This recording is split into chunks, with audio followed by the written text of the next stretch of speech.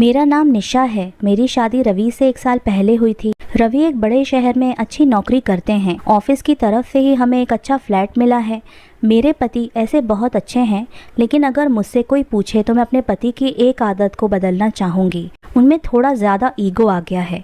अपने से छोटे से कभी कभी वो अच्छे से बात नहीं करते। मुझे ये बात अच्छी नहीं लगती, लेकिन मैंने उन्हें कभी इस बारे में नहीं टोका। हमारे घर में पहले एक नौकरानी आती थी, लेकिन उनके इसी स्वभाव के कारण कोई टिकता नहीं था। उनका कहना था कि अगर ऐसे नहीं कहोगे तो कोई आजकल कोई काम नहीं करता। शायद उनका ये स्वभाव उनके ऑफिस के अनुभव से आया होगा, क्योंकि उन्हें काम पूरा करवाने का बहुत प्रेशर रहता है। इस कारण उनके स्वभाव में ये कठोरपन आ गया है। अब फिर मैंने नए काम करने वाले की तलाश शुरू की।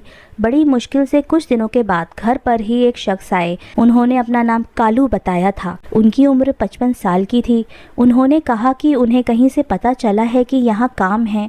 मैंने पूछा किसने बताया। वो बोले कि अभी उनका नाम याद नहीं आ रहा। मैंने कहा कि आप खाना बना लेंगे।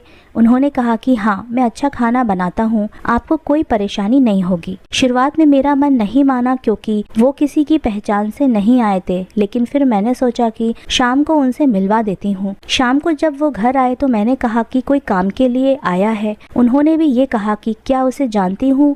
मैंने कहा नहीं। वो कालू से मिले, पूछा कि पहले भी काम किया है, तो वो बोले हाँ साहब। उनकी उम्र के चलते उन्होंने भी यही सवाल पूछा कि तुम खाना बना लेते हो। वो पहले ही थोड़ा घबराए हुए थे। कहा कि साहब बना लूँगा। ठीक है। उन्होंने कहा कि साफ सफाई से खाना बनाना और छुट्टी नहीं मिलेगी। रोज रोज का नाटक नहीं चलेगा कि तबीयत खराब है या घर में कोई बीमार है। ये सब बातों का ध्यान रखना। अभी खाना बनाकर दिखाओ, पसंद आया तो कल से तुम्हारी नौकरी पक्की होगी। इतना सब मेरे पति से सुनने के बाद मैंने सोचा कि वो कुछ बोलेंगे, लेकिन उन्होंने सिर्फ इतना ही कहा कि हाँ साहब। मुझे उन्होंने उस पर ध्यान रखने को कहा। वो खाना बना रहे थे, काम अच्छे से कर रहे थे। लग रहा था कि उन्हें पहले भी इसका अनुभव है। खाना बनकर तैयार हो गया था। उन्होंने खाना टेबल पर लगाया। मेरे पति ने और मैंने दोनों ने खाना खाया। मुझे खाना अच्छा लगा और मेरे पति के चेहरे से भी मुझे लग रहा था कि उन्हें भी खाना बहुत पसंद है, लेकिन उनकी आदत के अनुसार उन्होंने कुछ भी नहीं कहा। उन्होंने कहा कि खाना ठीक है, कल से आना, लेकिन ध्यान रहे कि खाना इससे खराब ना बने। इससे अच्छा बना सकते हो तो अच्छा है। इतना सुनकर उनके चेहरे पर एक खुशी दिखाई दी। अगली सुबह से वो घर आने लगे। ज्यादा बातें वो करते नहीं थे, थोड़ा कम ही बोलते थे, सिर्फ अपना काम करते थे। मेरे पति ने मुझे समझाया था कि नजर रखना और अपना ध्यान रखना। उन्हें देखने से तो ऐसा नहीं लग रहा था, लेकिन उन्होंने कहा कि देखने से पता नहीं चलता है। तुम कुछ दिन तक इसकी जानकारी भी निकलवा लेना कि कहाँ से हैं।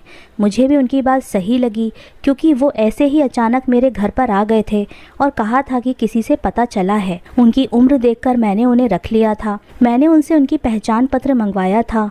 उन्होंने लाकर दे दिया था। 1 या 2 दिन से मुझे लगा कि ठीक ही है। करीब 5 दिन काम करने के बाद उन्होंने मुझसे एक दिन कहा कि मैडम थोड़े पैसे एडवांस मिल जाते तो अच्छा होता, मुझे बहुत ज़रूरत है। मैंने उनकी बात सुनी और उस समय मैंने भी अपने पति की तरह ही सोचा और उन्हें कहा कि नहीं, अभी नहीं मिलेंगे पैसे।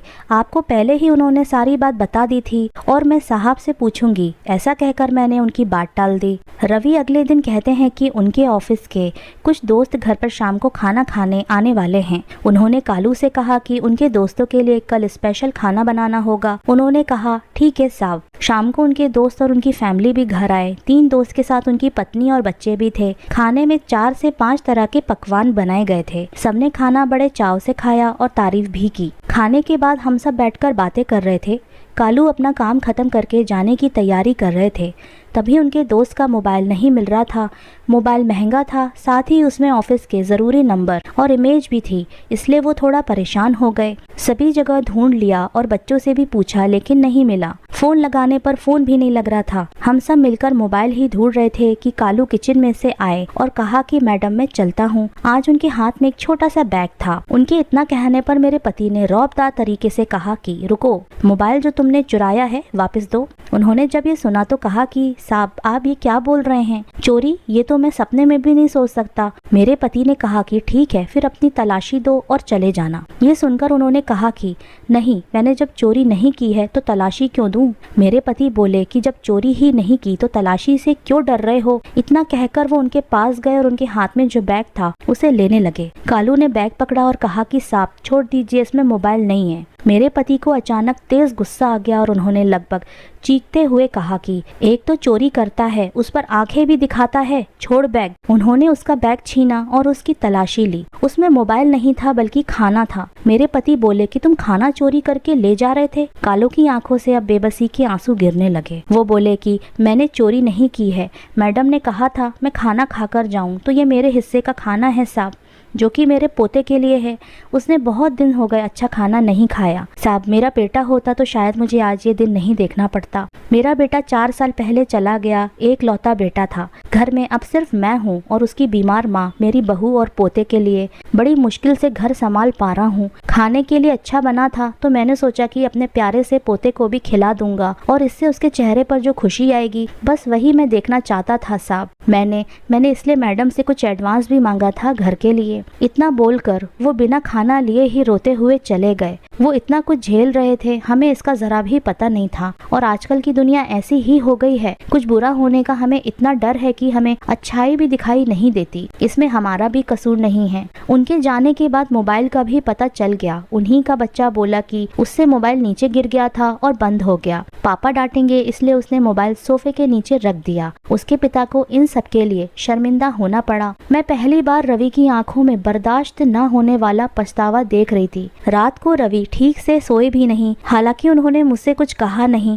लेकिन मुझे पता था कि उन्हें बहुत बुरा लग रहा है। सुबह मुझे पता था कि वो कालू फिर नहीं आएंगे, इसलिए मैं जल्दी उठी और घर का काम खुद करने लगी। थोड़ी देर के बाद जब दरवाजे की बेल बजी और मैंने खोला तो सामने वही खड़े थे। चुपचाप वो अंदर आकर अपना काम करने लगे। मैंने बोला, मैंने सोचा कि शायद आप आज नहीं आओगे। वो बोले, मैंने भी ऐसा ही सोचा था, लेकिन मैडम घर पर खाना ना हो तो आना ही पड़ता है। रवि ने जैसे ही उन्हें देखा तो जैसे उनको कुछ शांति मिली हो।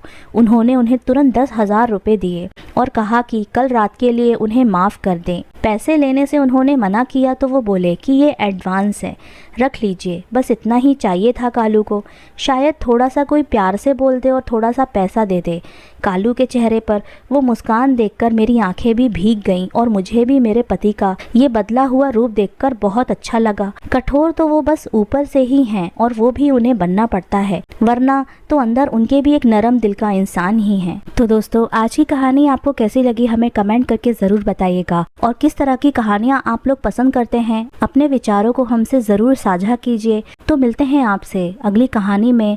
और चैनल पर आए हैं तो हमारे चैनल को सब्सक्राइब भी कीजिए और शेयर भी कीजिए, ताकि हमारी ये शिक्षाप्रद कहानियाँ और भी लोगों तक पहुँच सकें।